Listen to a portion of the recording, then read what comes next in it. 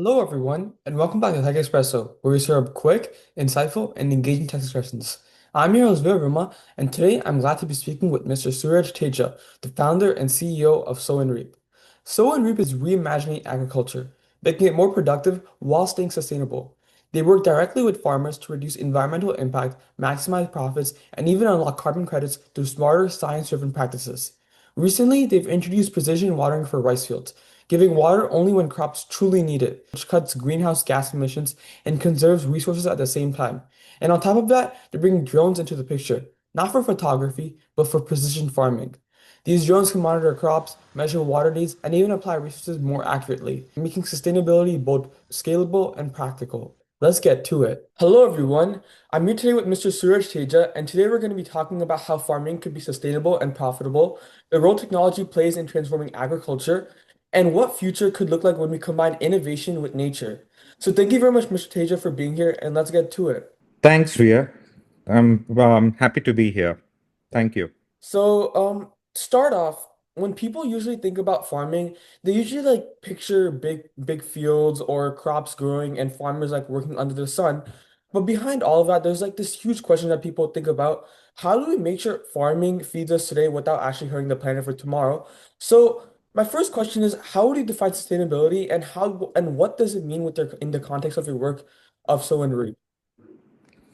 You're very much right of how in farming we need to practice sustainable farming, which is very crucial for the current generation to take the responsibility because sustainable farming comes with sustainable environment, which is optimum utilization of resources like water, air, and soil, which will meet your needs currently and protect for the future generation. As a farmer, in the current generation of farming, which typically utilizes excessive application of fertilizers and pesticides, which is ruining the soil nature. If you see the soil health, the 80% of the soil health is degenerated over a period of time because of excessive utilization of pesticides and fertilizers that led to degeneration of the soil and the nutrition level of the soil and the food, the nutrition of the food what is being produced in this has taken a very bad beating. So sustainable farming and sustainable agriculture is the future for the coming days. Wow, so essentially, like this is not safe, and like sustainability kind of like I guess in other words saved it. So like yeah, like just keeping on the word sustainability, like I feel like it's like one of those like words where like when people hear it, they just don't want to like continue on trying to understand it. But like the way you made it like explain it feels tangible. Like you're not just like talking about an ideal problem, you're like literally helping farmers making changes that benefit them financially and help the environment. So that's absolutely amazing. And this leads to my next question. A lot of people in technology far in farming, like when they think about technology in farming, the first thing that comes to their mind is giant machines or expensive futuristic equipments. But sometimes it's like smaller tools that create the biggest changes. So, in what ways has technology played a critical role in helping you achieve your vision, and what challenges or inefficiencies existed before you started integrating these solutions? So at SOW&REAP, we are committed to both environmental sustainability and empowering rural communities. So what SOW&REAP has done, we have reached out to the farmers with the nature-based solution projects. When I talk about nature-based solution projects, we have selected our first project, which we kickstarted was AWD, which is alternate wetting and drying, which is being practiced in paddy cultivation. So when we have taken this methodology to the farmer, we educated the farmer that typically in the current scenario of farming, the farmers are using excessive water and excessive fertilizer, which is leading towards soil degeneration. And when the soil degeneration happens, the yield for the farmer decreases. There is not The yield decreases drastically. Because of the yield decrease, farmer comes into stress and starts using excessive fertilizer, which in a long run is bad for the human community who is consuming the grain, and also because of the excessive fertilizer application continuously in the soil starts degenerating. So this beautiful program AWD, which we have, which is about regenerative agriculture, which is optimum utilization of water, which reduces water application in the farming practices, which therefore reduces methane emissions. It mitigates almost close to 6 tons of methane emissions per hectare. That cleans the air, and subsequently which regenerates the soil because of excessive water reduction. The soil starts regenerating. But when we take this program to the farmer, individual farmer, we started with one farmer. Today we have 1 lakh farmers on our platform who are practicing this particular methodology. And when we wanted to scale this project, technology played an important role, because when you want to lead a project like this on a community level, it is very crucial that the data integrity and the project integrity is very crucial. And the transparency of delivering such project is, as a project developer, it is my duty to showcase the traceability all across the start to end. So for that, what we have done is we have built our digital measurement reporting verification technology, which we deployed from day one. From the sowing of the seed till the harvest, we monitor the entire program on the digital MRV, where the executives who would be working hand in hand with the farmers in onboarding the farmers, registration of these farmers, then applying the methodology on field, and registering these parameters, recording the parameters on field, which where we use AI technology, drone technology, all sorts of technologies which would be very, very crucial in recording and monitoring the project.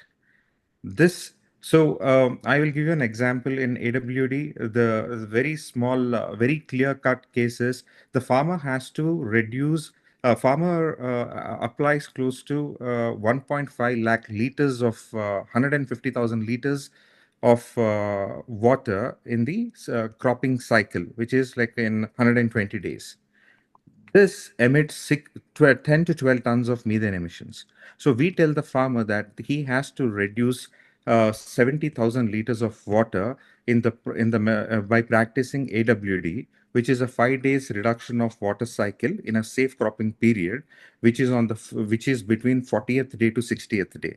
While this methodology is very simple to tell to the farmer that you are willing to do this, but we need to monitor this. We need to educate the farmer. We have to empower the farmer on which particular day the farmer has to reduce this water. So there the technology plays a crucial role. We have digital MRV, which we have built on blockchain, and this parameter would help clear cut on which precise day the farmer has to reduce the water. So there is an alert which triggers on the 40th day of the KY, after the sowing has happened. On this 40th day, the alert goes to the farmer through the executives who will be reaching out the farmers, who would be telling them this is the time you have to reduce the water application on field.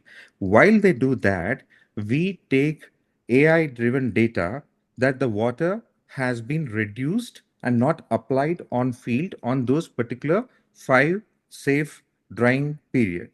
So technology plays a very, very crucial role, but we haven't burdened the farmer any day. From day one, there is a zero cost for the farmer to be part of this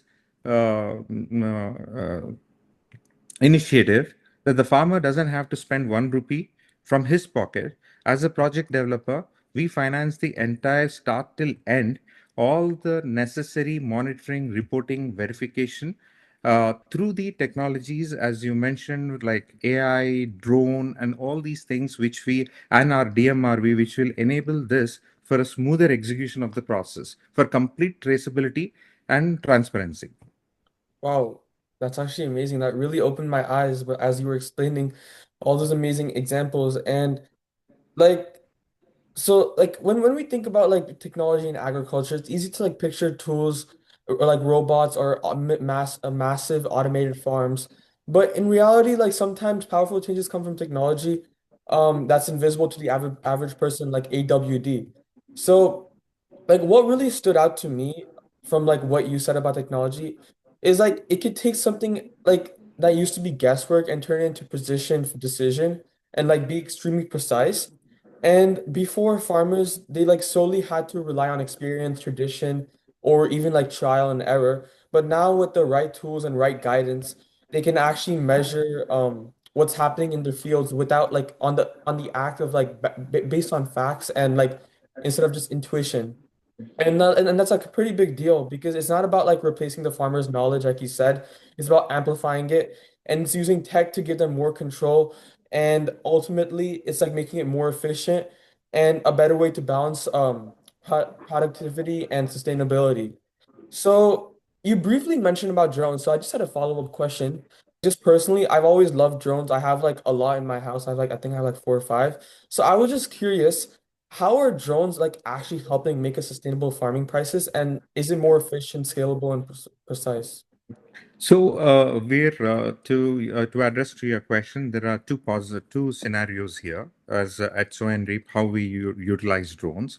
One drone facility, what we use in the AWD is, uh, as I said, AWD is reduction of water in this process, and which also reduces application of fertilizers and pesticides, excessive pesticides and fertilizers in the field. When I say that we reduce excessive fertilizer, we give that traditionally the farmers would be spraying the fertilizers and pesticides on the field mechanically. So what we have done, we have introduced drones into the farming activity. So this does precision spraying of the fertilizers and pesticides. So where the farmer would be spraying 10x of it, we reduce that by 7x. We only put in 30% of actual needed fertilizer, which we do a geotagging of the field. And once we do the geotagging of the field, once the drone flies over the geofencing, it calculates the density of the farm field, and it sees like what is the health of the crop and how much fertilizer has to be sprayed. And where the density is high, the spraying would happen higher. Where the density is low, the spraying happens lesser. So it is a AI driven precision spraying which helps reduction of excessive spraying of fertilizer and pesticides where it is not needed. And that is in the farming where the application on the reduction of fertilizer and pesticides with the precision farming, with the precision spraying, which reduces the effort for the farmers, because in today's world, earlier in the farming community, the farmer's son used to be a farmer, and they would help their dad in spraying their fields. But today, as the younger generation of India is more focused on moving to the from rural to the urban landscape, and there is a shortage of manpower. Because of this shortage of manpower, drones will also replace the hardship of farmer relying on third party people who are very expensive. If it was a family member who is spraying, it was no cost. But now, because they are dependent on hiring people to do the spraying, it is not, because when it is a human touch, when you hire somebody to do the job, the farmer also has to rely on his skill sets, right? Yeah. His skill sets, like how he's spraying. He will be giving the machine and he will be giving the spray, but he might be spraying more, he might be spraying less, he might be distracted with the phone call. Today, everybody, you know how the younger generation is, they're so busy on the phones while working, while eating, while driving. We see that. So the same thing applies in the field also. The when the executives are hired for doing this job, we see there's a lot of distractions which could lead to not no pre- for not spraying the product precisely. So the drones would avoid all that. Once the drone does the annual scan, the aerial scanning of the entire field, it goes and does the precision spraying in a shortest time. In 20 minutes, it finish off one field. That saves time, energy, and money for the farmer. This is towards the agriculture part where we use the drone. In the carbon project, where we're working on the climate resilient projects, where we are talking about carbon sequestration, over here we use drones to. We have an agroforestry project in on SOW&REAP's platform. We have put 2.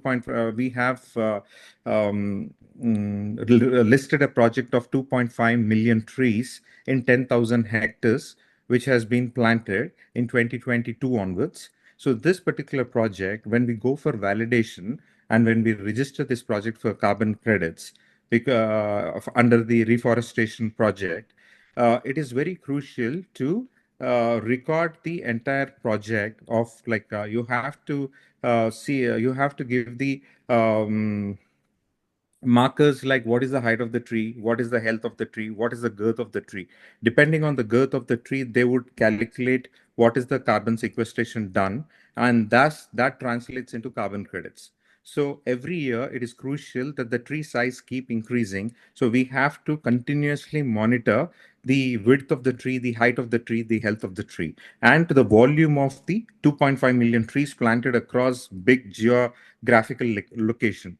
So this manual monitoring and of this particular project because becomes very lengthier, and it becomes very tedious, and uh, and the integrity of the data, we don't know who is measuring what where, because if 100 people are measuring this, there is no, I mean, to cross check, to validate whether they are doing the right job, there is a question mark over there.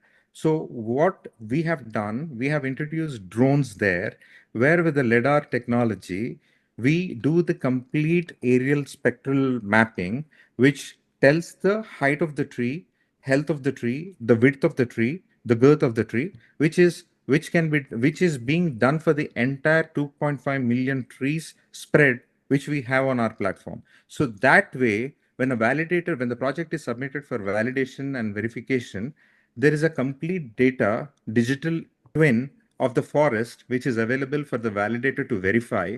It is a clear cut, traceable, transparent manner. So the credibility of the project increases and the validation of the project becomes successful.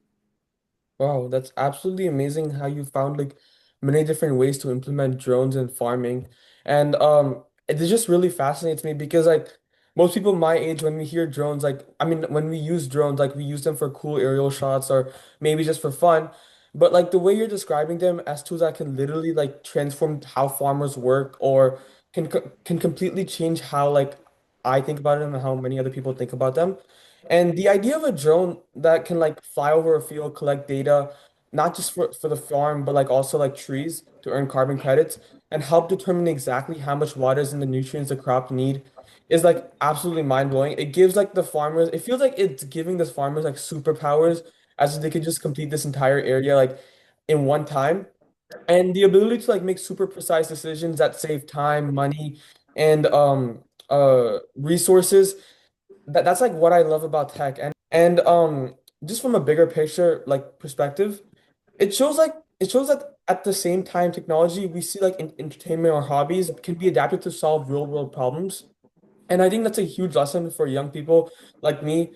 Like the gadgets and tools they could end up being some the same less they could be and they could end up being the same things that could change the world that could be like really creative and that's like really inspiring. So my next question is like, so currently I'm 16, right? I know a lot of friends, including me sometimes, we feel the pressure like our futures are not all figured out.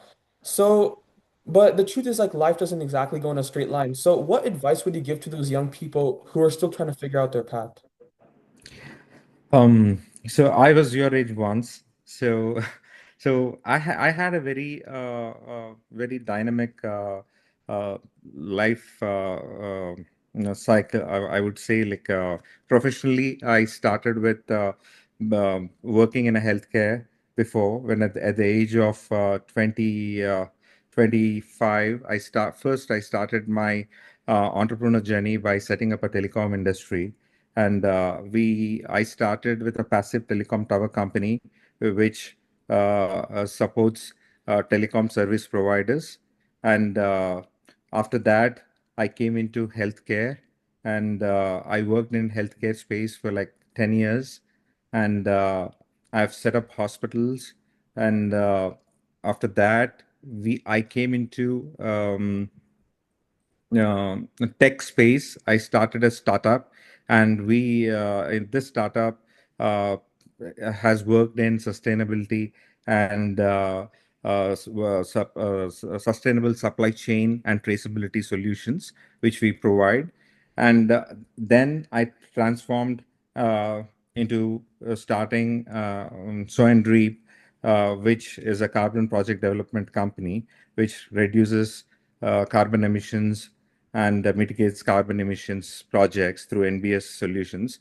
And when I see my life cycle, it is very dynamic, I would say, like how I kept learning and driving from one industry to other industry. Uh, it is all the passion, I would say, which keeps you going. Nothing is hard and fast.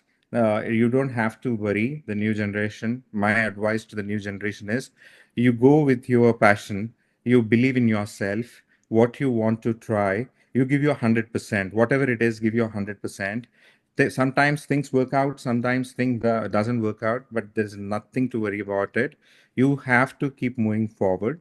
And as you played with drones, I also played with drones initially when the DJI drones had come. We used for cool shots, for traveling, for recording, for all these things. But today the application has changed.